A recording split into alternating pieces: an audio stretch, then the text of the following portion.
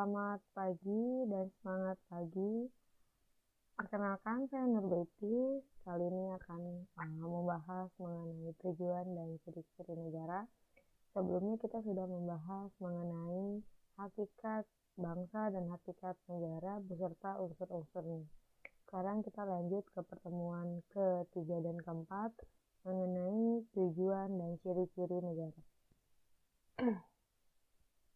Oke, sebelum kita masuk ke materi, jangan lupa kalian isi absen di LMS ISKA, SMK, Telkom Jakarta, kemudian kirimkan evidence. Oke, sebelum belajar ada baiknya kita berdoa.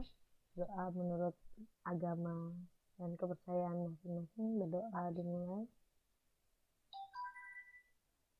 Berdoa selesai. Oke, sebelum saya menjelaskan materi, silahkan kalian simak video ini, diamati dengan baik. Oke, kita mulai.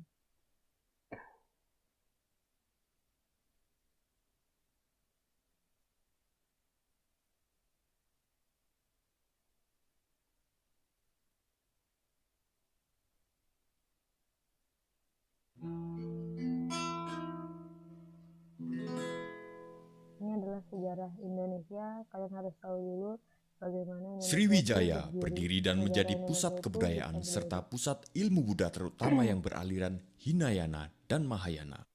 Sriwijaya adalah kerajaan besar Nusantara yang kekuasaannya tersebar sampai ke Kamboja. Majapahit adalah kerajaan besar setelah Sriwijaya. Majapahit berasal dari nama buah maja dan rasanya yang pahit. Buah itu ditemukan anak buah Raden Wijaya. Kejayaan Majapahit mencapai puncaknya pada masa Raja Hayam Wuruk dengan mahapatihnya Gajah Mada. Gajah Mada mengucapkan sumpah palapa, semacam perjanjian untuk tidak bersenang-senang sebelum mempersatukan Nusantara. Laksamana Cheng Ho melakukan pelayaran ke Nusantara. Pelayaran itu menghasilkan akulturasi budaya antara orang Cina dan penduduk lokal. Jejak akulturasi itu dapat ditemui di dalam kesenian dan kebudayaan, serta beberapa jenis bangunan peribadatan. Portugis yang masuk ke Nusantara sejak 1511 telah banyak meninggalkan jejak budaya, salah satunya adalah jenis musik roncong yang dicampur dengan gitar khas Portugis. Di samping persebaran agama Kristen oleh Franciscus Xaverius, Portugis banyak meninggalkan perbendaharaan kata, yang sampai saat ini kata itu masih dipakai. Pada tahun 1595, Belanda pertama kali melakukan pelayaran ke Hindia Timur dengan 4 kapal dan 249 awak kapal, di bawah pimpinan Cornelius de Houtman. 1602 Maret, terbentuklah VOC. VOC sebenarnya adalah jalan tengah yang ditempuh oleh kerajaan Belanda untuk meredam persaingan tidak sehat antar perusahaan untuk menguasai perdagangan ke Nusantara. Setelah berdiri selama 198 tahun, pada 1 Januari 1800, VOC secara resmi dibubarkan. Pembubaran VOC ini disebabkan oleh banyak hal, salah satunya adalah korupsi di dalam VOC sendiri. Melalui perjanjian Kew, Belanda menyerahkan kekuasaan bekas jajahannya ke kerajaan Inggris. Kemudian Thomas Stamford Raffles dipilih menjadi perwakilan Inggris di Jawa. Ia kemudian menulis buku yang fenomenal, yaitu History of Java. Pada tahun 1825, Perang Pangeran Diponegoro berlangsung dan berakhir pada tahun 1830. Diponegoro datang dalam sebuah perundingan yang digagas Belanda. Namun, beliau kemudian ditangkap dan diasingkan ke Manado lalu dipindah ke Makassar hingga wafat. Mei 1908, berdirilah organisasi modern pertama yang didirikan oleh Dr. Sutomo, Dr. Cipto Mangunkusumo, Dr. Rajiman Wediodiningrat, dan Dr. Wahidin Sudirohusodo. Organisasi itu bernama Budi Utomo. Sarekat Dagang Islam didirikan pada tahun 1910 oleh Tirto Di Suryo. Sebelumnya pada tahun 1903, ia berhasil mendirikan surat kabar pertama dengan nama Sunda Berita yang didanai dan dijalankan oleh orang pribumi. Tahun 1911, Haji Samanhudi, seorang pedagang batik dari Surakarta, mendirikan Sarekat Dagang Islam di Surakarta. Di Surabaya, HOS Cokroaminoto mendirikan cabang dan segera menjadi besar dan meluas di bawah pimpinan Cokroaminoto. SDI kemudian berubah nama menjadi Sarekat Islam. Pada tahun 1911, EFE Doris Dekker atau Setiabudi, Cipto Mangunkusumo, Suwardi Suryadiningrat atau Ki Hajar Dewantoro mendirikan Indisci Party. Tahun 1912, Kiai Haji Ahmad Dahlan mendirikan organisasi Islam modern pertama, yaitu Muhammadiyah atau Jalan Muhammad. Organisasi ini memberikan pengaruh besar hingga saat ini. Pada tahun 1927, tanggal 4 Juli, Soekarno dan Al-Gemini Study Club mendirikan Partai Nasional Indonesia. Munculnya organisasi adalah penanda bagi perjuangan yang mengedepankan nasionalisme. Puncaknya adalah Sumpah Pemuda, Oktober 1928. Tokohnya adalah Muhammad Yamin. Pada bulan Maret 1942, Jepang menangkap Gubernur Jenderal Belanda. Saat itu pula runtuhlah kekuasaan Belanda. Jepang masuk dengan slogan Saudara Tua, Cahaya dari Timur. Bulan Maret 1945, Jepang membentuk Badan Penyelidik Usaha Persiapan Kemerdekaan Indonesia sebagai upaya pemberian kemerdekaan. 1 Juni, Soekarno mengemukakan dasar negara Pancasila, 5 dasar yang akan menjadi falsafah resmi Indonesia Merdeka. 15 Agustus, Jepang menyerah tanpa syarat. Setelah sekutu membom Hiroshima pada 6 Agustus 1945.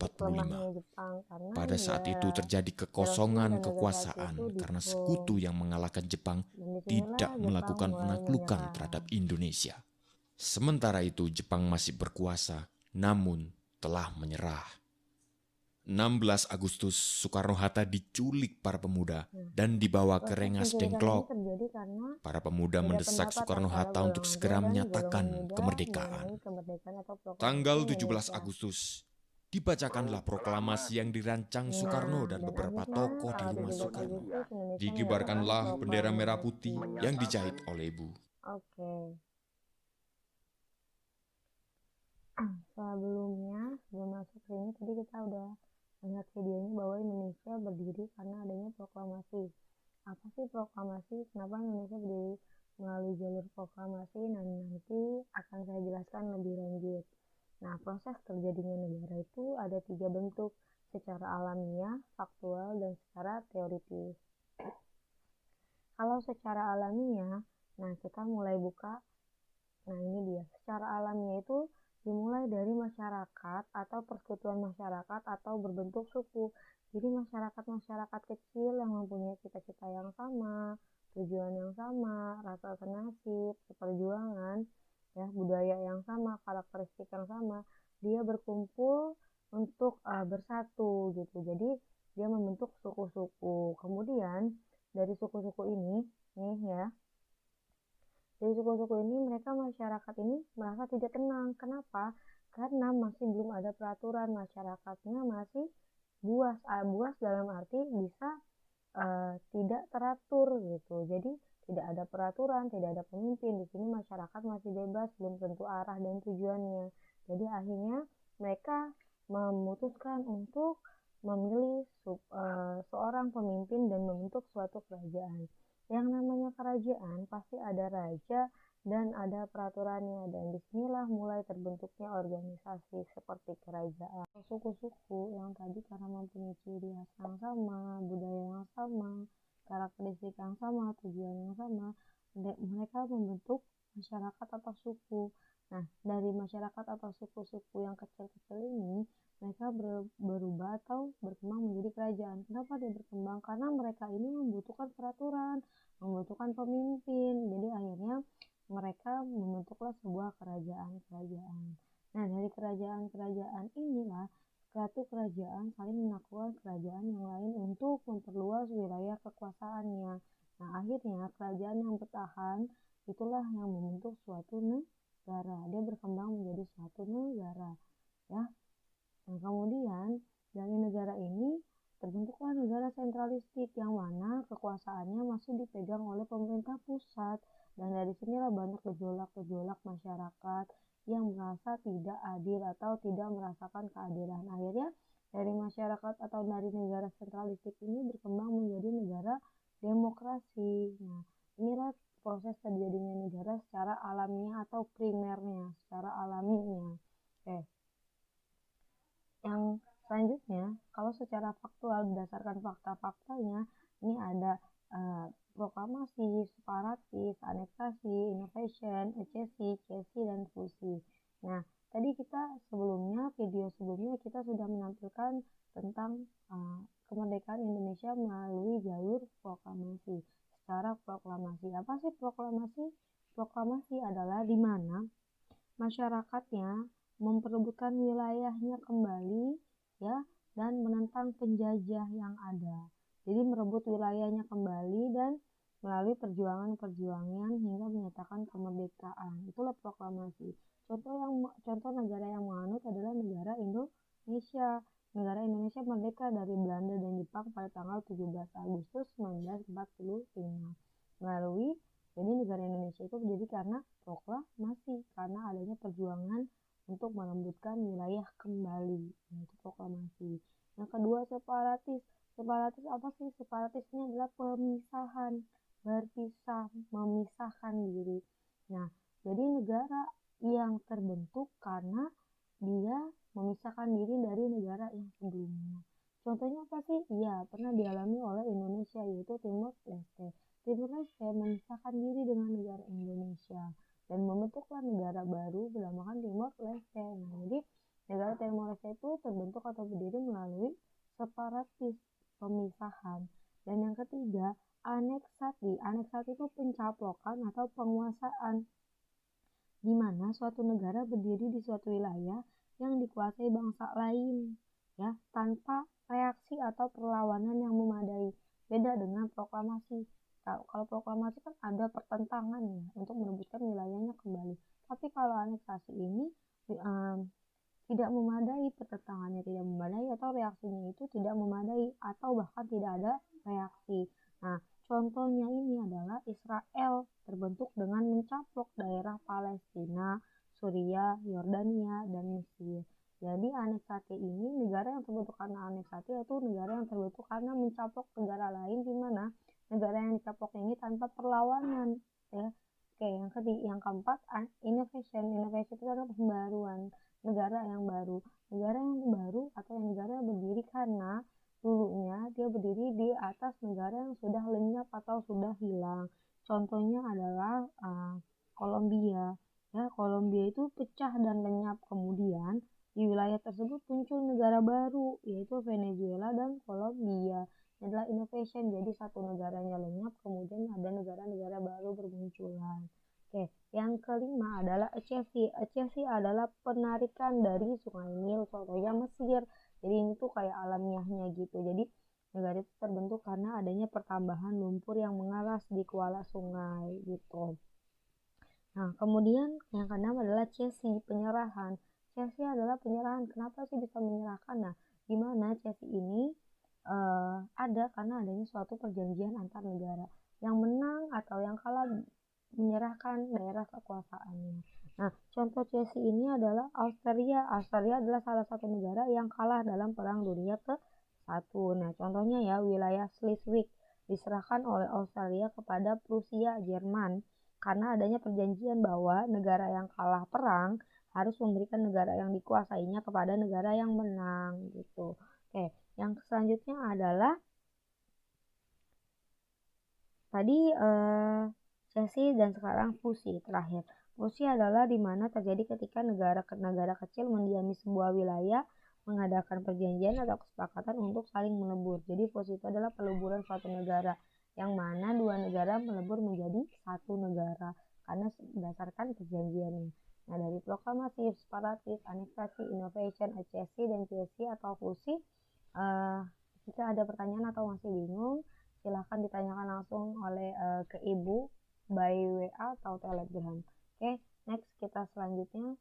Sekarang secara teoritis adalah ada 5 teori untuk mengatakan cara berbentuknya atau cara berdirinya suatu negara. Yang pertama, teori kontrak sosial, di mana negara ini dikatakan atau dibentuk berdasarkan perjanjian masyarakat. Teori kontrak sosial ini hampir sama kayak teori alamiah, adanya perjanjian suatu masyarakat.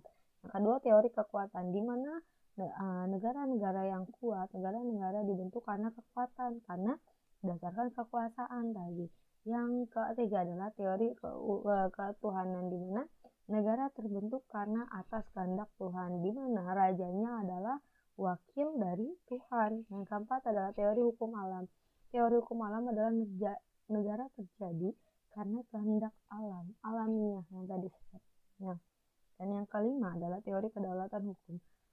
Segala peraturan di negara atau segala apapun di negara harus berdasarkan hukum. Jadi negara terbentuk karena adanya hukum atau peraturan-peraturan. Nah, itu adalah secara teoritis. Nah, sekarang kita membahas ciri-ciri negara. Kemarin kita sudah membahas sifat-sifat negara, memaksa, mencakup semua, dan monopoli. Sekarang ciri-cirinya. Apa sih yang dikatakan negara tuh ciri-cirinya seperti apa? Selain ada unsur-unsurnya, ada sifat-sifatnya. Dan sekarang ciri-cirinya itu seperti apa?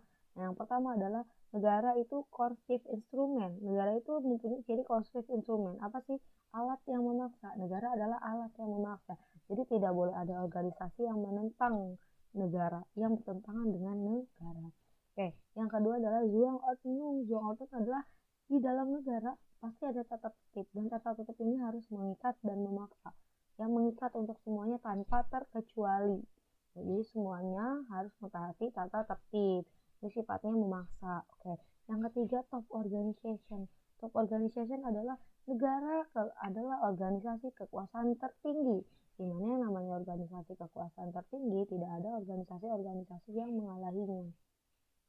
Kalau dibilang organisasi tertinggi, kalau diibaratkan kayak kemarin pertemuan 1 dan 2, saya jelaskan kalau negara itu diibaratkan seperti SMK Telkom, bangsa itu diibaratkan kelas 10 tel 1 sampai 10 tel 13. 10 tel 1 dan 10 tel 2 adalah bangsa transmisi. 10 tel 3 dan 10 tel 4 adalah bangsa jaringan akses. 10 tel 5 sampai 10 tel 7 adalah bangsa jaringan bangsa TKJ, dan 10 tel 8 sampai 10 tel 13 adalah bangsa jaringan bangsa RPL. Itu adalah bangsa-bangsa ya, masyarakat yang menyatu karena adanya kesamaan tujuan, karakteristik.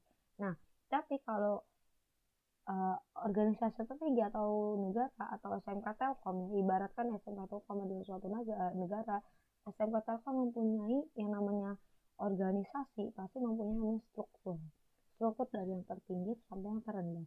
Siapa yang tertinggi? Kepala sekolah, wakil kepala sekolah, kemudian turun lagi ke wakil wali kelas, kemudian turun lagi ke guru mata pelajaran, kemudian turun lagi ke murid. Nah, ini adalah namanya organisasi, pasti punya strukturnya ya, dari yang terendah sampai ada yang tertinggi sampai yang terendah.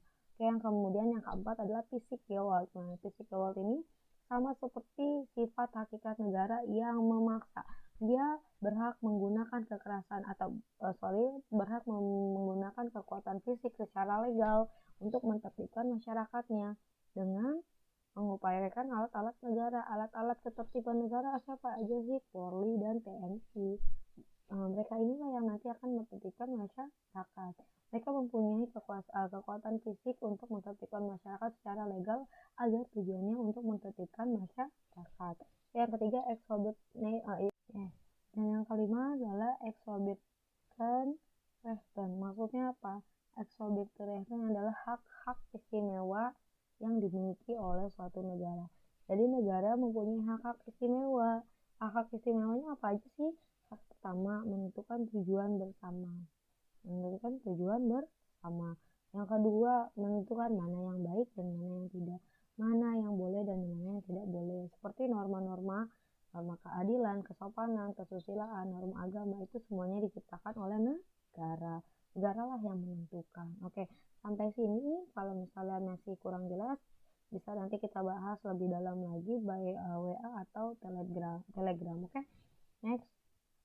Nah, ini yang tadi saya bahas berdasarkan teoritis, teori ketuhanan, teori perjanjian masyarakat, teori kekuasaan, teori hukum alam. Nah, jadi sekarang tugas kalian adalah pertama 1-3 ini dikerjakan. Batas akhir pengumpulan itu tanggal 17 Agustus pukul 9 malam atau 21.00 waktu Indonesia Barat. Jika ada yang ingin bertanya atau masih kurang jelas, boleh langsung kontak Ibu. Dan jangan lupa dikerjakan latihan soalnya juga di LMS Rizka, yaitu soal kuis pertemuan 3 dan pertemuan 4. Oke, sampai sini. Semoga ilmunya bermanfaat dan tetap semangat, jaga selalu kesehatannya. Wassalamualaikum warahmatullahi wabarakatuh.